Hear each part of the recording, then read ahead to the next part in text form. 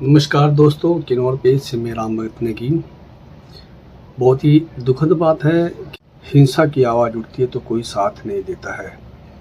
तो बताना चाहता हूँ कि कामरू के जो युवकों के साथ जो बदसलूकी या मारपीट हुआ है बहुत ही निंदनीय है। इसकी मैं बहुत ही घोर निंदा करता हूँ और मैं स्थानीय प्रशासन से निवेदन करता हूँ तो कोशिश तो ये करें कि जीएसडब्ल्यू की क्या ज़रूरत पड़ी। हालांकि इसकी हमने छानबीन किया कि आखिर उन्होंने क्यों रखा है। तो उन्होंने बताया कि जब भी वीआईपी आते हैं, मंत्री आते हैं या फिर उनके कोई आला अफसर आते तो उनके सेफ्टी के लिए जो हमने बाउंसर रखा। लेकिन यहाँ किन्नौर में सेफ्टी की क्या आवश्यकता पड़ती है। आपने देखा हमारी मंत्रियाँ आते हैं, पूरे किन्नौर का दौरा करते, गांव-गांव का दौरा करते, उनके साथ तो कोई बाउंसर होता नहीं है। लेकिन जीएसडब्ल्यू के पास बाउंसर रखने की क्या ज़रूरत है। असल में जीएसडब्ल्यू का बाउंसर रखने का मतलब ये है कि हमारी जो जनता की आवाज़ है वो उनके प्रशासन तक नहीं पहुँचे। हमारी जो मुख्य आवाज़ है वो जो है उनके आला अफसर तक नहीं पहुँचे, इसलिए वो बाउंसर रखे होते हैं। क्योंकि अगर हम बाउंसर जो है जब भी हम किसी चीज़ को जाते हैं तो बाउंसर वहाँ पहले ही खड़े हो जाते हैं। मुद्दा कोई भी रहा हो, बातचीत कोई रहा हो, हाँ, हल जो है बातचीतों से हो सकता है, मारपीट से नहीं। लेकिन इसकी खामियाजा शुरुआत हो चुकी है। मैंने पहले भी कहा था कि जीएसडब्ल्यू प्रशासन के पास बाउंसर रखने की क्या आवश्यकता है। इसका जो है क्योंकि उसने जो है पिछले बीते साल मुझे भी धक्का मारते हुए गेट तक निकाला, जिसकी जो है हमने आवाज़ उठाई थी लेकिन कोई सामने नहीं आया। लेकिन आज हम फिर भी कहते हैं कि जो युवकों के साथ जो एक बहुत बेहतरीन मतलब बहुत बेहतर जो है प्रदर्शन करना चाहिए था, उनके साथ जो वह बेहतर तरतीब से बात करना चाहिए था। लेकिन यहाँ पर जो है बाउंसर ने जो है चोटिल किया और ऐसी गंभीर चोटिल किया कि वो आईजीएमसी में एडमिट हो गए। तो हमें जागना होगा क्योंकि जीएसडब्ल्यू प्रशासन जो है यहाँ हमारे जो है हक हकूक़ को खा रहा है, हमारे ज़मीन का उपयोग करता है, हमारी आवाज़ को दफनाने की कोशिश करना है। हालांकि कर्नल साहब बहुत बेहतर है, लोगों को जो है लोगों के साथ बहुत अच्छा बर्ताव करते हैं, लेकिन फिर भी उनके अधीन इस प्रकार के कार्य हो रहा है तो इसके लिए वो जवाबदेही बनता है। तो चलिए 15 दिन का एक अल्टीमेट दिया है कि क्या रिजल्ट आता है उस पर इंतज़ार करेंगे। लेकिन फ़िलहाल तो हम ये चाहते हैं 9 में से 9 और किन्नौर में ऐसी कोई घटनाएं भविष्य में ना हो। और इसके लिए जीएसडब्ल्यू प्रशासन ने जो या बाउंसर रखे हैं, कोशिश तो ये कीजिए कि आप अपने बाउंसर को जो है यहाँ रखने की आवश्यकता नहीं। किन्नौर में बाउंसर की आवश्यकता बिल्कुल ही नहीं है और इसके लिए आवाज़ हमें उठाना भी पड़ेगा कि आखिर बाउंसर रखने की आवश्यकता क्या है। तो हम उम्मीद करते हैं कि हमारे जो युवक है जिनको चोटिल आई है वो जल्दी स्वस्थ हो जाए।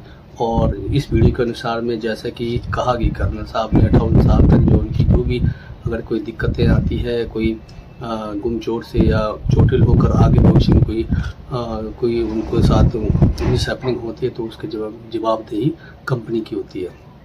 तो मैं बहुत ही कामरू के सभी जो लोग यहाँ एक सपोर्टिंग के लिए आए थे, युवकों के सपोर्टिंग के लिए आए थे, उनका मैं आभार प्रकट करता हूँ कि वो हमारे जो है जो युवकों के साथ अत्याचार हुआ था, उनके साथ मार पिटाई हुआ था, उनके लिए आगे खड़े हुए। और मैं आदरणीय काबिल कीर्ति नेगी का भी हार्दिक जो है आभार प्रकट करता हूँ कि उन्होंने भी समय शेड्यूल के अनुसार इसको कवरेज किया और जन जन तक पहुँचाने का प्रयास किया।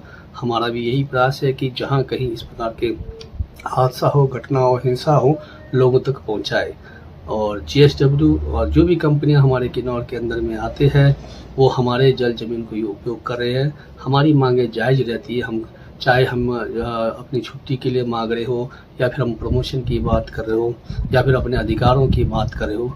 लेकिन बाउंसर रखकर इस प्रकार से डराना धमकाना कहाँ तक उचित है, क्योंकि इसका पीड़ा मैंने भी उठाया है, मुझे भी धक्के मार तक गेट तक पहुँचाया गया है। तो धन्यवाद दोस्तों, नमस्कार। नियरेस्ट हॉस्पिटल में थाना में कंप्लेंट कराना चाहिए था, वो नहीं करा के उन्होंने सीधा यहाँ छोलते भेजा। जो छोलतू में लाने के बाद हमारे को 2 दिन के बाद गांव वालों को, परिवारों को तथा गांव वालों को पता लगा 2 दिन के बाद, तो उस टाइम तक उनको तो सिटी स्कैन के लिए रामपुर ले गए थे। मेरा कहने का मतलब ये है कि जो पीड़ित भाइयाँ हैं उनको, उनके साथ 2 के ऊपर 2 का उनका नियरेस्ट अपना हॉस्पिटल में सबसे पहले उनका ट्रीटमेंट चलना चाहिए था और नियरेस्ट थाने पर रिपोर्ट देना चाहिए था, और उन दोनों का मेडिकल कंपनी ने अपने लेवल पर कर दिया, मगर जिस बाउंसर ने हमला किया उसका मेडिकल नहीं हुआ। हमारा जो गांव का रोष और पीड़ित परिवार का भी यही है कि बाउंसर के ऊपर भी कार्रवाई होना चाहिए था। उन्होंने चोरी के तरीके से उसको यहाँ से चाहे भगाया बोलो चाहे निकाला बोलो, यहाँ से निकाल दिया, और पुलिस पहले तो कानूनी तरीके से तो वो भी यहाँ हाजिर होना चाहिए था, उसको रातों रात यहाँ से भगाया, और हमारा ये रोष है। मेरा तो कंपनी से एक ही सवाल है कि JSW को बाउंसरों की क्यों ज़रूरत पड़ रही है? यहाँ पे नौकरी करने वाले लोकल है सब।